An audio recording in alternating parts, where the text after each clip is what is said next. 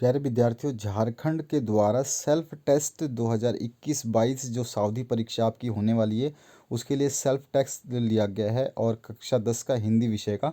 तो चलिए इसको दिखाता हूँ मैं आपको। ये 1.5 घंटे का समय था, 40 पूर्णांक थे इसमें।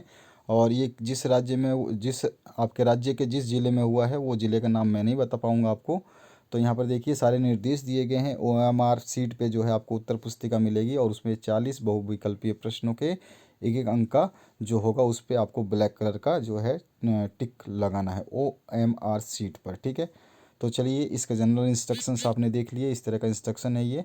और यहाँ पर दिशा निर्देश है, OMR सीट भी लिखा हुआ है कि इस तरह से आपका इसी टाइप का कोई प्रश्न पत्र जो आपका बोर्ड का बनेगा वो इसी टाइप का बनेगा। और यहाँ पर जो है पहला प्रश्न जो यहाँ से आएगा आपका खंड क अपठित बोध से। इसमें है आपका निम्नलिखित पद्यांश को पढ़ने के बाद में आपको 1 से लेकर 5 प्रश्नों तक के उत्तर देने हैं। तो इस अपठित बोध को पहले आपको ढंग से पढ़ लेना है। मैंने पढ़ लिया है, आप अपना पढ़ने के लिए थोड़ा सा समय निकालें और वीडियो को पॉज करके इसको पहले पढ़ लें एक बार। पढ़ने के बाद में हम इसका आगे आंसर्स देखते हैं। तो जो पहला क्वेश्चन इस पैसेज से पूछा गया उसमें पूछा गया, जगत और प्रकृति के साथ हमारा कैसा संबंध है। तो इसका जो पैसेज के हिसाब से आंसर आएगा वो आएगा जीवांत। ठीक है, जीवंत। चौथा ऑप्शन करेक्ट हो जाएगा। दूसरा क्वेश्चन पूछा गया है, हम क्या हैं और प्रकृति नितांत जड़। ये मतलब है कि हम क्या हैं और प्रकृति नीचा नितांत जड़। तो हम चेतन हैं और प्रकृति नितांत जड़। ठीक है, इसके बाद में नेक्स्ट जो क्वेश्चन है थर्ड नंबर, मनुष्य जो भी पाता है वह कहाँ से पाता है। तो वो सारी की सारी चीज़ें पर्यावरण इस प्रकृति से पाता है। इसके बाद नेक्स्ट जो क्वेश्चन है इसमें पूछा गया है, आज का मानव सुख भोग में क्या हो चला है। तो वो अंधा हो चला है। ठीक है, पांचवा क्वेश्चन है, अब हम धरती की संतान ना रहकर क्या बन गए हैं। तो हम धरती के लुटेरे बन गए हैं। फर्स्ट ऑप्शन इसमें करेक्ट हो जाएगा इस पैसेज के हिसाब से। आगे चलते हैं नेक्स्ट क्वेश्चन की तरफ। नेक्स्ट क्वेश्चन जो पूछा गया, निम्नलिखित पद्यांश को पढ़ने के बाद में आपको इसके आंसर्स देने हैं। मत काटो तुम ये पेड़ है ये लज्जा वसन और इस माँ वसुंधरा के। इस तरह से ये पूरा का पूरा पैसेज दिया गया है। इस संहार के बाद अशोक की तरह सचमुच तुम बहुत पछताओगे, बोलो फिर किसकी गोद में सिर छिपाओगे। इस तरह से ये पूरा का पूरा आपका पैसेज दिया गया। इस पैसेज को आपको पढ़ना है। वीडियो को पॉज करके आराम से पहले एक बार पैसेज पढ़ लेना और इसके बाद में मैं इसके आंसर्स बताऊंगा आपको। तो यहाँ पे क्वेश्चन नंबर 6 से स्टार्ट करते हैं। क्वेश्चन नंबर 6 में आपसे पूछा गया है, हमें क्या नहीं काटना चाहिए। तो हमने पैसेज समझ लिया और उसके हिसाब से पेड़ नहीं काटना चाहिए। सातवां क्वेश्चन है इसमें, संहार के बाद किसकी तरह पछताएंगे। तो वहाँ लिखा था अशोक की तरह पछताएंगे। उसके बाद में आठवां क्वेश्चन है, पेड़ हमें क्या देते हैं। तो पेड़ हमें शीतल छाया देते हैं।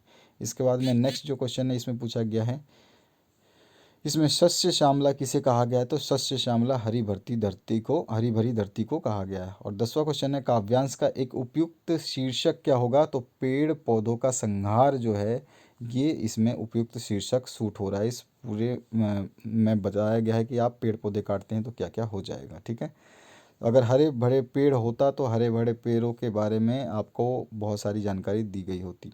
तो अगर आपको डाउट लगता है तो आप हमें कमेंट सेक्शन में कमेंट कर सकते हैं इस क्वेश्चन के लिए। इसके बाद में व्याकरण खंड से शुरुआत करते हैं। तो इसका 11वां क्वेश्चन है, पक्षी आकाश में उड़ रहे हैं, क्रिया का भेद का नाम आपको बताना है। तो ये अकर्मक क्रिया हो जाएगी। 12वां क्वेश्चन है, कौन सा वाक्य सकर्मक क्रिया का उदाहरण है।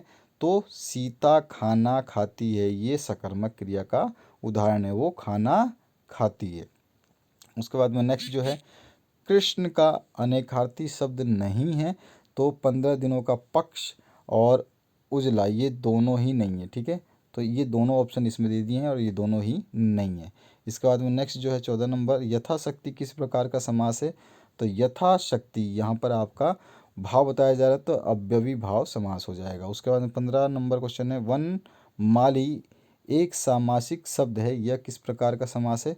तो यहाँ पे वन का माली यानी कि बगीचे का मालिक यानी बाग का मालिक। तो ये तत्पुरुष समास है, काके की से जो संबंधित होते हैं। उसके बाद में 16वां प्रश्न है, प्रधानाध्यापक प्रधान है जो अध्यापक किस समास का उदाहरण है। तो ये कर्मधारय समास का उदाहरण है। कर्मधारय में इसी तरह से रिलेशंस बताए जाते हैं। 17 नंबर क्वेश्चन है, जब वर्षा हुई तब मोहन आ गया, वाक्य किस प्रकार का है। तो ये मिश्र वाक्य है, जब वर्षा हुई तब मोहन आ गया। जब तब आता है तो मिश्र वाक्य हो जाता है, ध्यान रखना है।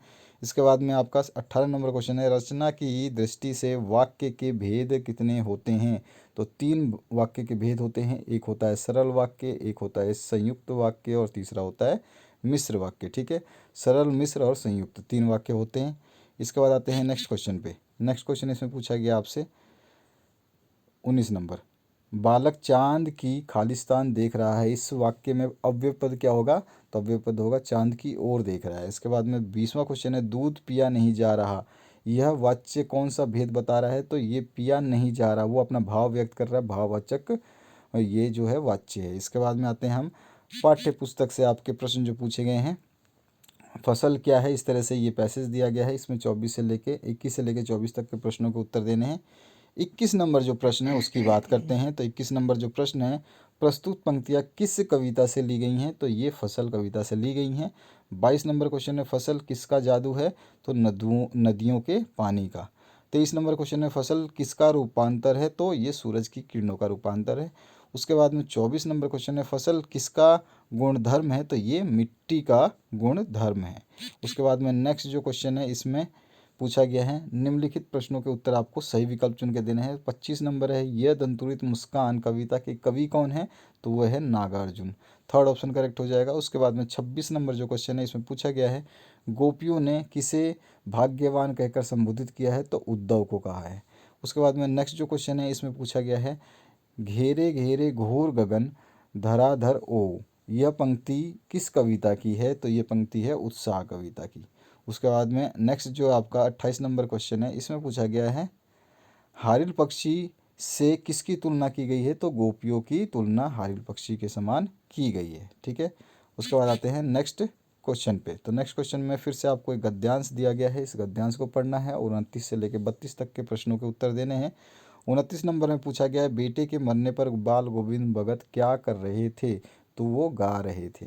उसके बाद में 30वां क्वेश्चन है, भगत जी का बेटा कैसा था, तो वो सुस्त और बोदा सा था, चौथा ऑप्शन इसमें करेक्ट हो जाएगा। उसके बाद में नेक्स्ट जो क्वेश्चन है इसकी बात करते हैं। तो यहाँ पे 31 नंबर क्वेश्चन में पूछा गया है, भगत जी की पुतोहू कैसी थी, तो वो थी सुभग और सुशील होने के साथ ही घर की पूरी प्रबंधिका। उसके बाद में नेक्स्ट जो है आपका 32 नंबर, बोदा का अर्थ होता है कम बुद्धि वाला, 4 नंबर ऑप्शन करेक्ट हो जाएगा। इसके बाद में 32 के बाद 33 नंबर जो क्वेश्चन है इसमें पूछा गया है, नेताजी का चश्मा किस प्रकार का पाठ है, तो ये कहानी है। इसके बाद में 34 नंबर क्वेश्चन है, नेताजी की मूर्ति पर चश्मा लगाने का कार्य कौन करता था, तो वो कैप्टन करता था। उसके बाद में 35 नंबर है, बाल गोविंद भगत कौन थे, तो वो एक साधु थे। ठीक है, उसके बाद में नेक्स्ट क्वेश्चन की बात करें तो इसमें 36 नंबर पूछा गया, बाल गोविंद भगत की संगीत साधना का चरम उत्कर्ष किस दिन देखा गया, जब उसके इकलौते बेटे की मृत्यु हुई, तब देखा गया, वो नाच गाने लगा। उसके बाद में नेक्स्ट निम्नलिखित गद्यांश को पढ़ना है, फिर से प्रश्नों के उत्तर देने हैं 37 से नंबर 40 तक। तो 37 नंबर है, माता का आंचल कहानी के लेखक कौन है, तो शिव पूजन सहाय हैं, सेकंड ऑप्शन करेक्ट हो जाएगा। भोलानाथ का वास्तविक नाम क्या था, तो उसका तारकेश्वर नाथ था, सेकंड ऑप्शन करेक्ट हो जाएगा। इसके बाद में 39 नंबर जो क्वेश्चन है इसकी बात करते हैं। तो 39 नंबर में है, लीलार शब्द का क्या मतलब है, तो ललाट होता है। और उसके बाद में 40 नंबर जो प्रश्न है इसमें आपसे पूछा गया है, भोलेनाथ के सिर में क्या थी, तो लंबी लंबी जटाएं। ठीक है, ये आपके सारे प्रश्नों के उत्तर हो गए। अगले वीडियो में हम इंग्लिश का आंसर देखेंगे। इसके बाद का जो वीडियो आएगा उसमें आपका सेल्फ असेसमेंट टेस्ट जो है, सेल्फ टेस्ट 2021-22 का सोल्यूशन इंग्लिश का देखेंगे। उसमें जो प्रश्न आएंगे ये आपके ऐसे निर्देश मिलेंगे, वही चीज़ जो मैं आपको अभी ऊपर दिखा चुका हूँ। तो उसके बाद में हम इस प्रश्नों के आंसर देखेंगे। तो ये था आपका हिंदी का पूरा सोल्यूशन। और अगर आप 2021 में और 21 के अगर आपने पेपर नहीं देखे तो उसको देख लेना, उसके 4 सेट मैंने सॉल्व कराए हैं। उसमें 20-20 क्वेश्चन MCQ हैं, बहुत ज़रूरी रहेंगे आपके टर्म 1 के लिए। 5 सेट में आपके हर चीज़ के करा चुका हूँ।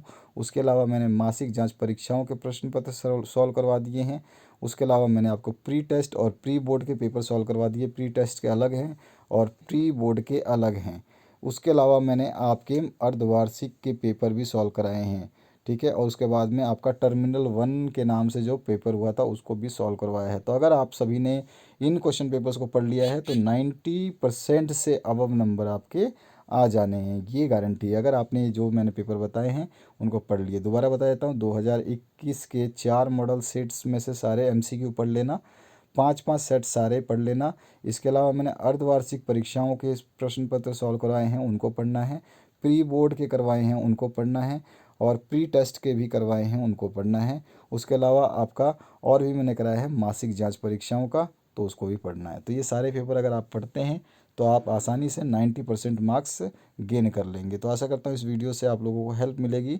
इस वीडियो को देखने के लिए बहुत बहुत धन्यवाद। लाइक करना भूले नहीं, अपने दोस्तों के साथ शेयर कर दे ताकि उन तक भी ये चीज़ पहुँच पाए और वो लोग भी आपकी तरह अच्छे नंबर ले पाएँ। Thank you very much, have a good day. Next video आपका आएगा इंग्लिश का।